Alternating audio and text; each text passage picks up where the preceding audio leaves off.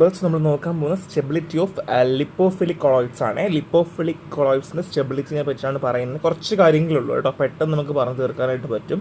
So lipophilic കൊളോയിഡ്സിന് നമുക്ക് എല്ലാവർക്കും അറിയാം ഡിസ്പേർഷൻ മീഡിയത്തിനോട് ഒരു അഫിനിറ്റി ഉണ്ടായിരിക്കും. അതെപ്പോഴും അങ്ങനെ നമുക്ക് ഓൾറെഡി അറിയുന്ന കാര്യമാണ് കേട്ടോ. അത് മാത്രമല്ല ഈ ഒരു സ്റ്റെബിലിറ്റി എന്ന് പറയുന്നത് എപ്പോഴും എൻവയോൺമെൻറ്റൽ ഫാക്ടറുമായി ബന്ധപ്പെട്ടിരിക്കും. അതായത് ഇപ്പോൾ ടെമ്പറേച്ചർ ആയിക്കോട്ടെ, pH ആയിക്കോട്ടെ, അങ്ങനെ ഒരുപാട് കാര്യങ്ങളാൽ ഇത് ബന്ധപ്പെട്ടിരിക്കും എന്നുള്ളതാണ്. സോ അതുമായി ബന്ധപ്പെട്ട കുറച്ച് കാര്യങ്ങളാണ് നമ്മൾ പറയാൻ പോകുന്നത്.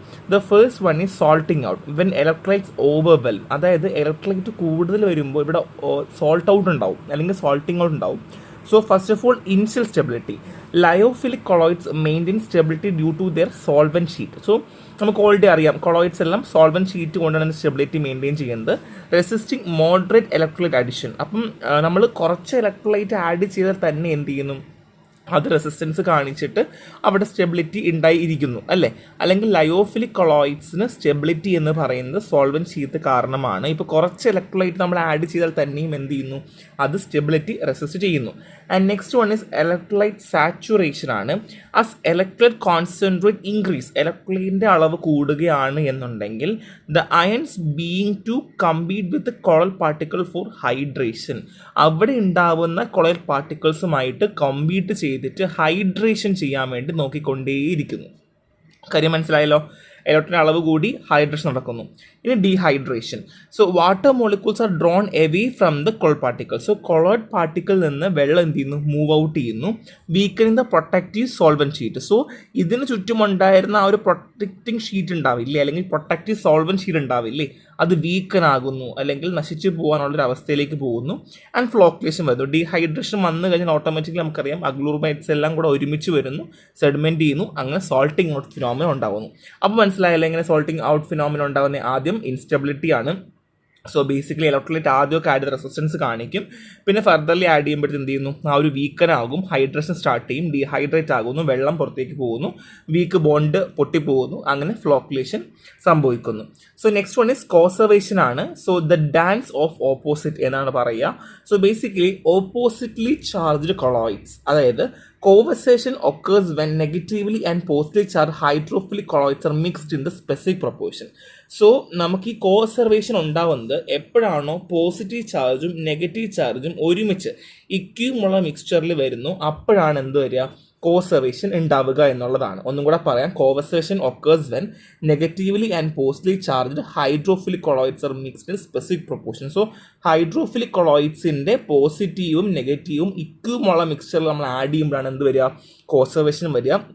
This phenomena result in the separation of the colloid solution into two distinct layers. രണ്ട് ലെയർ ആയിട്ട് ഫോം ചെയ്യുന്നു. ഈ കോൺസർവേഷൻ ഉണ്ടായിക്കഴിഞ്ഞാൽ രണ്ട് ലെയർ ഫോം ചെയ്യുക എന്നുള്ളതാണ് ഇവിടെ നടക്കുന്നത്.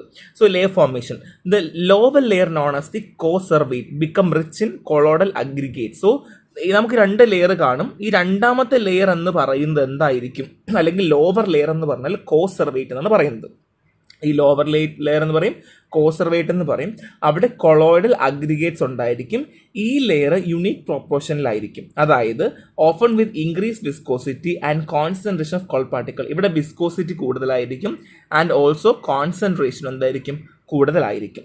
സോ നെക്സ്റ്റ് വൺ നമ്മൾ പറയുന്ന അപ്പർ ലെയർ ആണ്. അപ്പർ ലെയർ എന്ന് വെച്ചാൽ ഡിപ്ലീറ്റ് ഓഫ് കൊളോയിഡ്സ് ആണ്, become deplete of colloids resulting in A marker decrease in viscosity. ഇവിടെ വിസ്കോസിറ്റി എന്തായിരിക്കും, കുറവായിരിക്കും. എന്തായിരിക്കും, വിസ്കോസിറ്റി കുറവായിരിക്കും എന്നുള്ളതാണ്.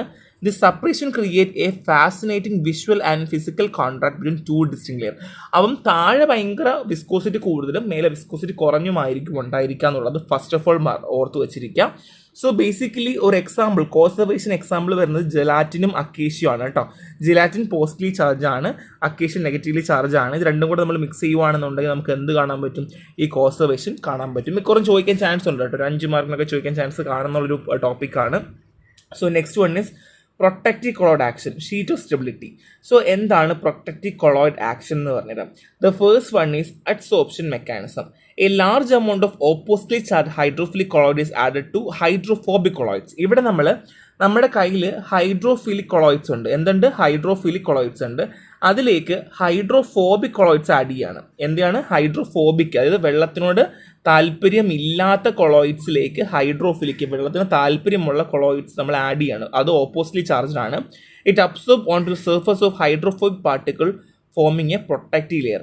അതെന്ത് ചെയ്യുന്നു? ഹൈഡ്രോഫോബിക് പാർട്ടിക്കിൾസിന് ചുറ്റും വന്ന് അബ്സോർബ് ചെയ്തിട്ട് പ്രൊട്ടക്റ്റീവ് ലെയർ ഫോം ചെയ്യുന്നു. അപ്പോൾ ഒന്നും കൂടെ പറയാം, large amount of oppositely hydrophilic വെള്ളത്തിനോട് ഇഷ്ടമുള്ള കൊളോയിഡ് നമ്മൾ ഹൈഡ്രോഫോബിക് കൊളോയിഡിൽ ആഡ് ചെയ്ത് കഴിയുമ്പോൾ എന്ത് ചെയ്യുന്നു? ഈ ഹൈഡ്രോഫിലിക് കൊളോയിഡ്സ് ഹൈഡ്രോഫോബിക് പാർട്ടിക്കിളിൻ്റെ ചുറ്റും വന്നിരിക്കുകയും അങ്ങനെ പ്രൊട്ടക്റ്റീവ് ലെയർ ഫോം ചെയ്യുകയും ചെയ്യും. മനസ്സിലായല്ലോ? ഇനി സ്റ്റെബിലൈസേഷൻ എഫക്റ്റ് ആണ്. ഈ പ്രൊട്ടക്റ്റീവ് ലെയർ എന്ത് ചെയ്യുന്നു?